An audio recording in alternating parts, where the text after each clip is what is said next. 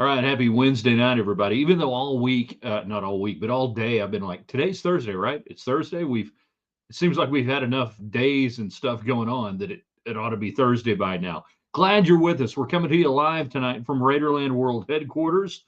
We got a lot of stuff happening. Texas Tech football. Win total over under 8.5. The smart guys out there in the desert and other places put that as the line of demarcation. Are you over or under? You tell us tonight, what's your bet? Over or under 8.5 wins. Hey, you know who would break this down really good?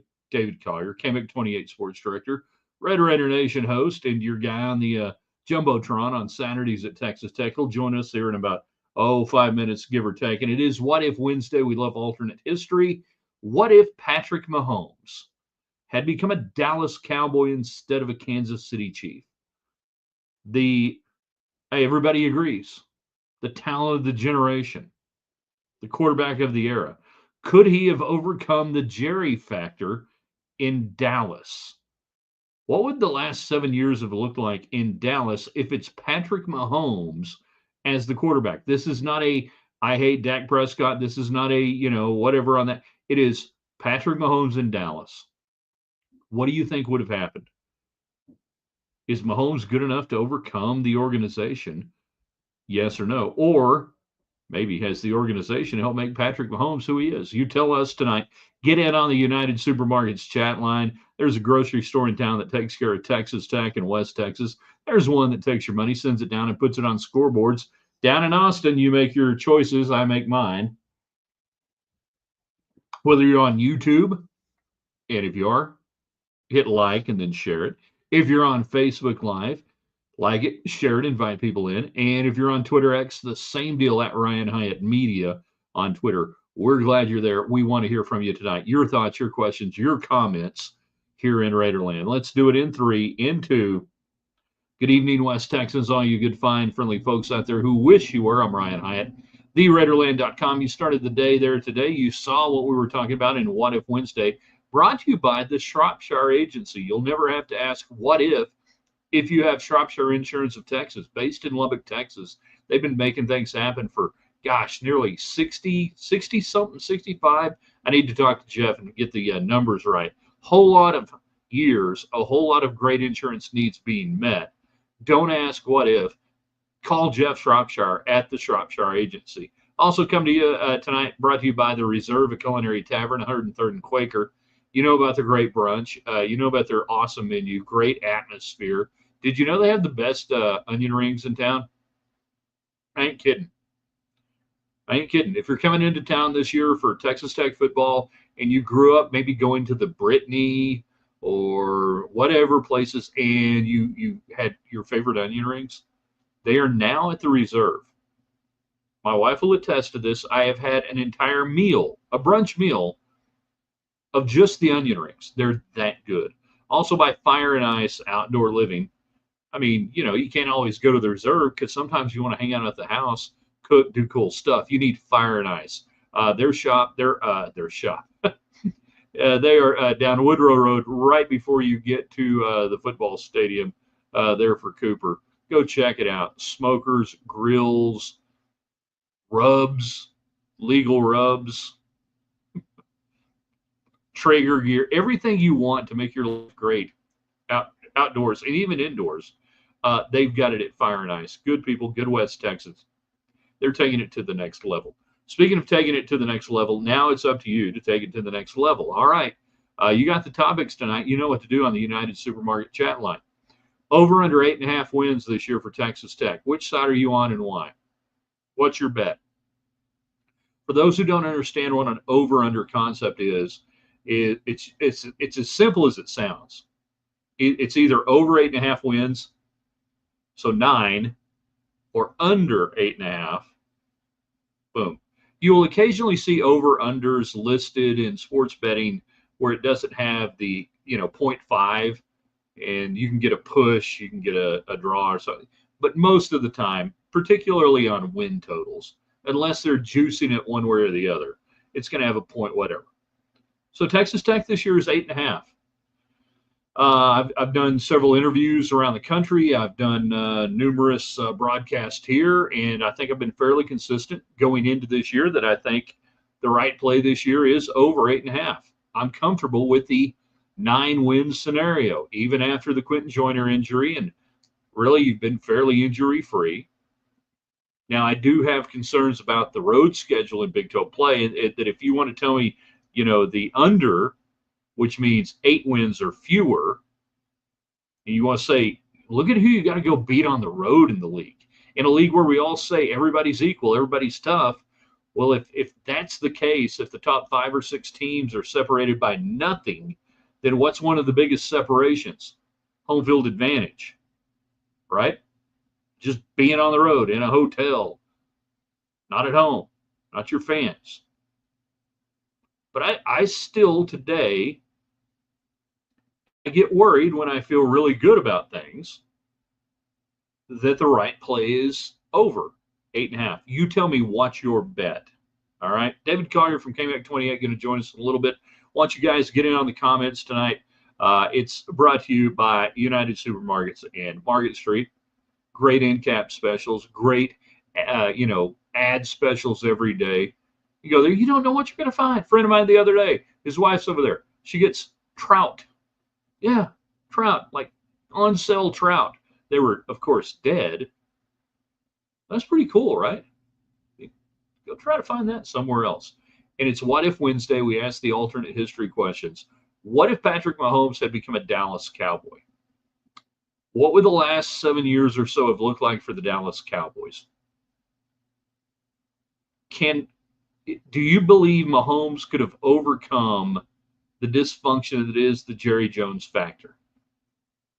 That he is such a talent that you could put him not anywhere, because there are franchises that I don't think he could have had success. Chicago, I don't think he would have had great success at you.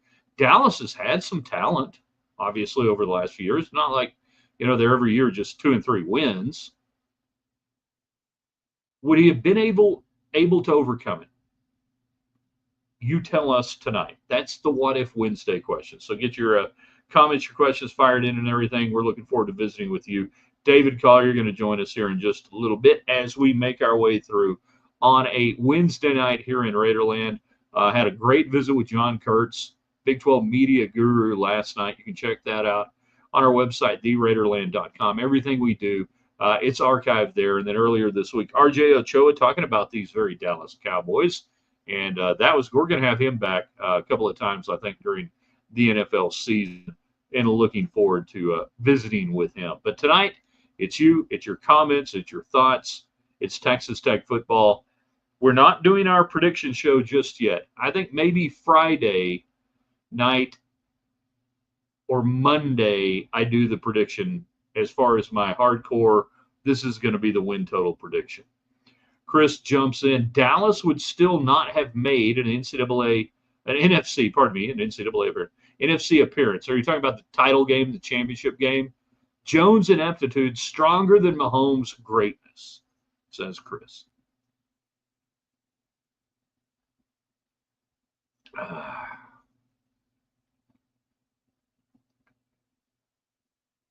If Mahomes is playing quarterback for the Dallas Cowboys against the Green Bay Packers 2 years ago, is that game different against the Green Bay Packers? Like that, you can almost kind of boil it down into certain game litmus test.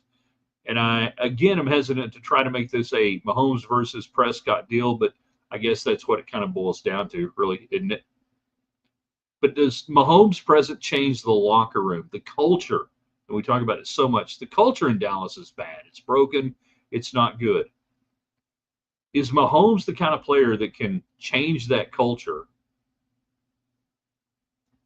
somewhere other than Kansas City, where the culture was pretty good? You came in and, wasn't a bad culture. You were a playoff team. You were taking over for a quarterback taking you to the playoffs. Could he have done that? Kansas City was such a perfect fit for Mahomes. And I agree that when you try to dial up things and go right place, right time, quarterback, coach, Andy Reid, it was the right time for Andy Reid to have Patrick Mahomes, too. Let's not discount that as well. All right, so tonight, what if Wednesday, could Patrick Mahomes overcome the Jerry Jones factor if he had been a Cowboys quarterback in an alternate universe? It's Texas Tech football, over under 8.5 wins. Why or why not? What's your bet? Argue either way. You tell me why. And here he is, everybody. David Collier, KMEC 28. He's still there on the set, everybody. Look at him go. What the heck's going on? How you doing? You have better lighting than I have. And better hair, but that's about it. You have hair. I mean, it's not hard to have better hair when you have hair. This is true. This is true. You are a swarthy individual. I congratulate you on your hair. Thank you very much. I know you want to get home, so I'm not going to keep you on, as long as I had RJ Ochoa and John Kurtz the last couple of nights. All right. Good stuff, by the way. Thank you. I know you didn't watch it, but I appreciate you saying that. I actually really did watch a little of both. Not a lot, but a little. Not a lot, but a little. Audio's on. That's good. Good job, Hyatt. Got the audio right. All right. So over under 8.5 wins. I've said I lean, and I'm jaded as all get out. I lean to the over on 8.5. I'm not going to make you don't have to give me even the prediction, but just give me the argument both ways. Why it's over 8.5, why it's under. Well, I think the argument for the over is, well, obvious, the transfer portal haul that you have, the leadership at quarterback that you have, what you should have on the defensive line and the front seven, right? Just making the secondary better against what I think we all agree is a very wide open Big 12, right? At least even. Even, yeah. Wide open's probably enough. But there's just a lot of, I'm going to say parity. I think there's the potential of a lot of good football teams in the Big 12. So you're going to win your home games. You would imagine you're going to win all your home games. If you can steal a couple of those tough road games, then you've hit the over. I think that's why I lean over for the Red Raiders. As for why I wouldn't go with over 8.5, it would partially be almost the same exact thing. One, Joey has yet to go undefeated in non-conference play. Joey has yet to win his first road game. And this time the road game is a Big 12 game, yeah, which is very important for them there. Winning those three toughest games on your schedule on the road is going to be difficult to do all three of those. If you can get two, you get to that 8.5, I think. But also, I wonder what the offense looks like now when you don't have your running back. I understand, we didn't know what you lost there in Quentin Joyner, but at the same time, somebody asked me, do you think it's a big loss? And I don't know. Clearly, we don't know much about him other than he was a freshman at USC, which really isn't a running back school in the current setting, right? 10 years, yeah. Yeah, in the current situation, running back is not the most important position there in Los Angeles. But I tend to think if you were really confident in the two running backs that you had, also sophomores, right, then you wouldn't have gone out and got Quentin exactly. Joyner. That to me, you nail it right there, that it was important enough to this staff to say we can't just roll with Jacoby and Cameron and Adam Hill coming in from Albany. We've got to get somebody. And I thought they got a really good somebody, good pass pro. They talked about that, all those different things. And then the domino effect on your return game now. Do you keep Williams out there or not? Which I don't know that you do, because they were talking about Tristan Gentry. That was the one thing the other day. I kind of had a little pause when they said Tristan Gentry this was before the injury to Joyner, I believe, that Tristan Gentry had been taking a lot of reps in punt return, which was obviously Williams' thing. And it made me go, wait a minute, why is Williams not returning punts now? I don't know that you necessarily can have him out there, right? Not at this point. No, I can't. I mean, I'm not coaching, but I'm sorry. I can't just roll that dice now and have him out there, because the Hill kid from Albany, 2 state championships. He's a great athlete. He's never done anything in college, and I hope he's great. That's a bad situation to be in. If you want to do what Leftwich has talked about doing with the run game, you probably can't do that with just one running back. No, I don't think so. But I mean, maybe that's why they, have been preaching the committee now. The committee just has a new member in Hill, obviously. Well, that's it. You bring a guy over at 1,600 yards rushing in what 6A, high school football. That's pretty decent in this state. Yeah, not bad. He knows which way to run. You don't have to Yeah. tell him which way to go.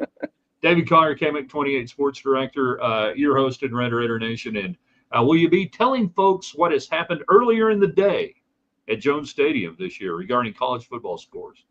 Well, today I think we're going to focus mainly on our visit with Cody Campbell. We got a chance to catch up with him Friday or Thursday of last Sorry, week. I should have led with that. That's me. That's my bad. I'm sorry. No, you're totally fine. You're totally fine. It's been a long week. Hey, tell me about it. Putting this together the last couple of days certainly has been, but thanks to him, definitely. He certainly was busy with regent meetings on Thursday and Friday last week and stuck around after Thursday's meeting for about 45 minutes to visit with us. And we covered plenty of things. There's a couple of new things in there, but just to be able to talk to him about being on the presidential council, you don't get to talk to many people about doing stuff like hanging with Donald Trump, doing that stuff, and picking his brain about how you can actually save Olympic and women's sports and college athletics, which I think is going to be a lot tougher task.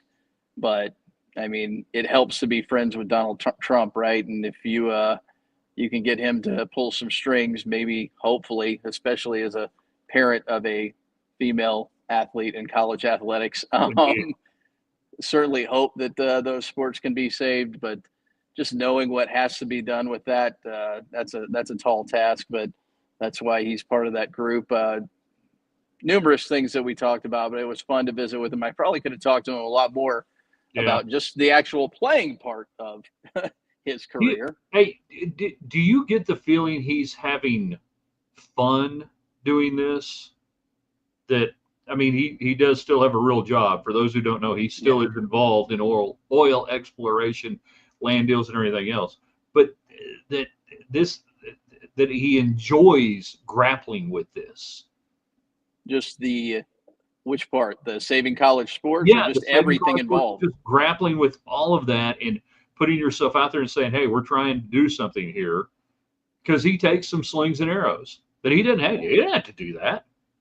Yeah, I know. Well, it certainly shows that he's got conviction and he believes. And, he says all the right things. I believe that he wants to help out athletics.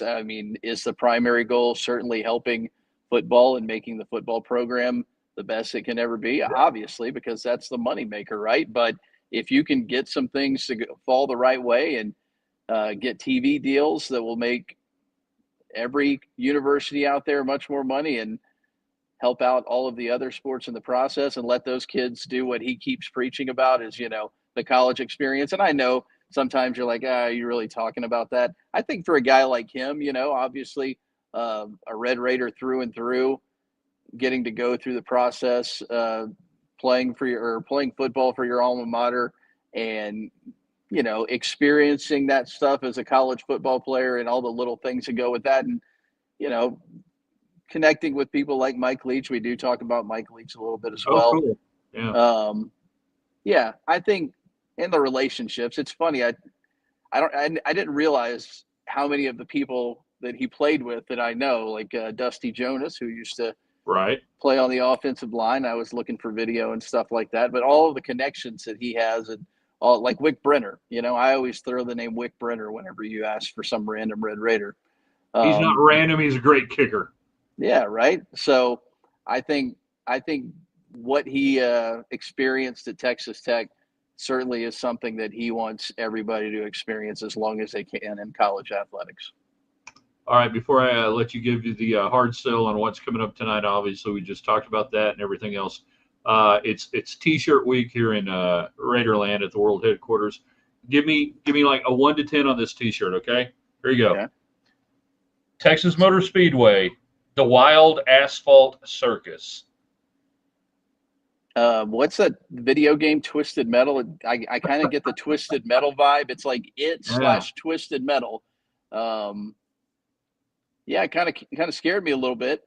We Yep. talked about being scared by clowns. I want to get your thoughts on this. Why is bozo a negative connotation? I thought everybody loved Bozo the clown. True story. When I was born, for some reason they called me Little Bozo. I don't know why, but that's absolutely true. They called me Little Bozo. So I It's a love term of Bozo. endearment, right? I love Yeah. Bozo. I think it's great. I think There are Bozo is so many awesome. worse clowns out there that to be associated with, and including Crusty. the one on your shirt right now. Yeah. All right. Now do the hard sell. What's coming up tonight, Red Raider Nation? Yeah, coming up tonight, we'll obviously recap some weekly awards for Texas Tech soccer as they hit the road, try to improve to 3-0 tomorrow night against Santa Clara. There's a couple of players on that team that are really good, and the Big 12 recognizing that pair of players. Plus, again, Cody Campbell will dominate most of our newscast tonight, as he should. We'll have him in the A block as well as Sportscast. Look forward to hearing what he has to say again. Thank you very much to him. He didn't have to do it. I don't think he talked to anybody else in town last week, other than all the rest of the regions, right? Yeah, other than those people. All right, David Collier at Collier on TV. All you got to do is 6.5 thousand views. John Kurtz, come on, kick in tonight. John Kurtz has a much better camera than I do, and he is very well versed in college football. I really thoroughly enjoy listening to him talk to the game, and anytime I see him at Big 12 Media Day, I make sure to seek out John Kurtz and try to at least get a little bit of his knowledge. That was a good get by you. He's a good dude. All right. Yep. All right. Be well. Talk to you Thank you, tomorrow. sir. Thank you. David Collier came at 28. Wow. He's like really good. And in the TV studio and everything. All right. The rest of the show belongs to you. Texas Tech football win total over under 8.5 wins. What's your bet and why? You going 9 wins or more? You going 8 wins or fewer? Which one and why? You got his discourse on the whole deal. And then what if Wednesday, could Mahomes have overcome the Jerry factor in Dallas? If Patrick Mahomes had been the quarterback in Dallas the last 7 years, what would that have looked like? What would have happened? The problem for Mahomes being expected to change the culture is he didn't come from a strong culture at Tech. Nobody came from a strong competitive culture internally via his father, via his family. He showed up with great culture. He withstood the culture at Texas Tech at the time, which wasn't so great. He did that. Barbara wants to know, when does college football, when do fall? Saturday. They start Saturday. Farmageddon, but in Ireland. That's right. Iowa State, Kansas State, playing in Ireland for some reason to start the season. I think it was Nathan at the AJ or somebody asked, or maybe even Collier. I don't know. One of the local media guys talking about, would Don Williams? No, it was Don Williams from the AJ. Would you want Texas Tech playing a game overseas in Ireland? I'm like, why? You already play international games every time you go to West Virginia. Anytime you happen to play against New Mexico, I don't want Texas Tech to play a game in Ireland or London or Mexico City. And I know Bob Yormark, the Big 12 commissioner, is big on expanding and globalizing the brand. I get that. This is one of the few times where I disagree about taking conference games for sure out of the conference footprint. That game needs to be in Manhattan or Ames. It doesn't need to be in Dublin. I ain't got nothing against the Irish. I'm Scotch Irish to the core. I'm so Scotch Irish. I drink too much and then I hate myself and I want to go play golf. Then fly fish. It's awful. But no, I don't want Texas Tech to have any game that the average Tech fan can't get to. The average Tech fan can get to Ohio State, Tallahassee, Florida, LA, Starkville, Mississippi, Oxford, Mississippi. The average Tech fan can't get to Ireland. It's the trip of a lifetime. Yeah, but they can't go. So I disavow that completely. But yes, college football, Barbara, does start this weekend. And of course, overseas. It's like the freaking Major League Baseball when they started playing the first games of the year in Japan. instead of Cincinnati day game, opening day of Major League Baseball, Cincinnati day game. That's it. That's what it should be. We're screwing stuff up. I can't help them. I can only do so much. Texas Tech over under win total 8.5. Where do you fall and why? This is the Vegas bet. This is the bet people are making on Texas Tech this year that are not Red Raider fans, but are sports betting fans. And the number hasn't moved, which I find intriguing. That it is certainly not, I haven't seen a flat 9. Maybe there's one out there roaming around, which would mean that more people were betting above and betting 9 and betting, that they would win more than 8.5 games. I have not seen that. So what do they know that you don't know right now? Because I think on Monday we're going to do the actual score prediction. You got to go online and say Tech's going to go 10-2, 9-3. They're going to do this. They're going to do that. They're going to whatever. This is just a flat out. Could they get? Do you think they get to 9 wins, or will they be under, 9 wins and go 8 wins? If you got to put your money on it, where are you putting your money on it right now, and why? Talent gives me 9. Schedule gives me 8. And I go back. I've been going back and forth on this for the last month or so and trying to decide exactly, what that preseason final prediction number is going to be. And I keep leaning towards that 9. I feel like 9 wins is a legitimate expectation for this team, even after the loss of Quentin Joyner. Then the question becomes, and we'll talk about this when we do the total prediction show, 9 wins won't get you into the Big 12 title game, in my opinion, this year. I don't think it will. I think you're going to have 10 wins to get into the Big 12 title game. And for Texas Tech fans, if you are sitting there at 9-3 and you're on the outside looking in to the Big 12 championship game, well, you're not going to the playoff.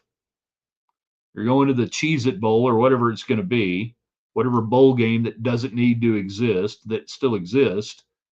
And would this be the first time ever in the history of ever that Texas Tech won 9 games and fans were mad and disappointed?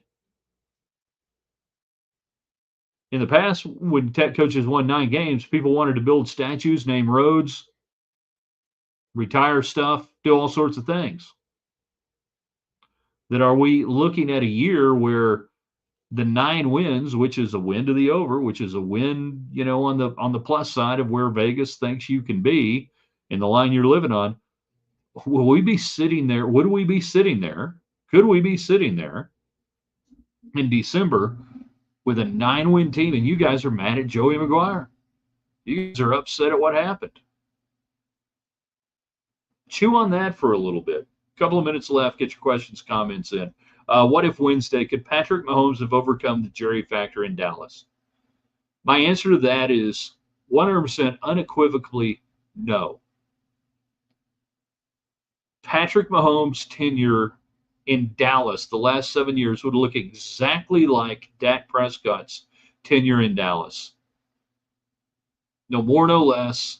Maybe, some stat games would have been a little different. But nothing would have fundamentally changed in Dallas, in my opinion, if Patrick Mahomes was there.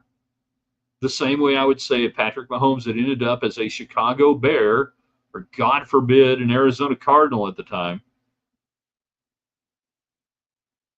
Generational talent like Mahomes is can only do so much with bad organizations. Some organizations are worse than others. The Cowboys are just good enough to be right there, get in the playoffs. Sometimes don't get in the playoffs. But I don't think that Patrick Mahomes in a Dallas Cowboy uniform would have changed anything regarding the course of the franchise, because the Jerry factor is so strong. He still wouldn't have put good offensive linemen around him the last couple of years. They still would have made boneheaded contract negotiations that tied up far too much money in order to get good offensive linemen, good defensive line. They still would have drafted Taco Charlton. Did they draft Taco Charlton? Did they do that?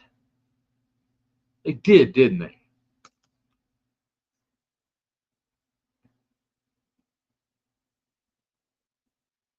Greatest thing that ever happened to Andy Reid and Patrick Mahomes is that the Chiefs got Mahomes, and Reid got Mahomes at a time when he had evolved into a head coach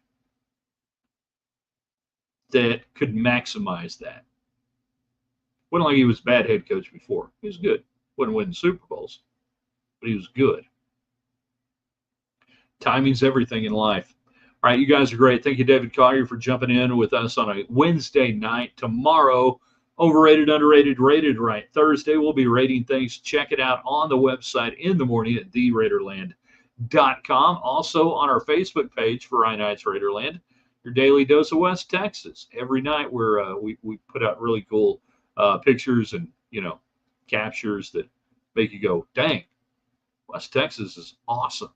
And then share everything we do, whether it's on YouTube, whether it's on Facebook or Twitter X at Ryan Hyatt Media. Y'all are good. We appreciate it. Thanks again. Everybody watch David Collier tonight, KMEC 28 at Collier on TV is where you follow him on social media. See you tonight at Ryan Hyatt Media on Twitter and then on the website, theraiderland.com.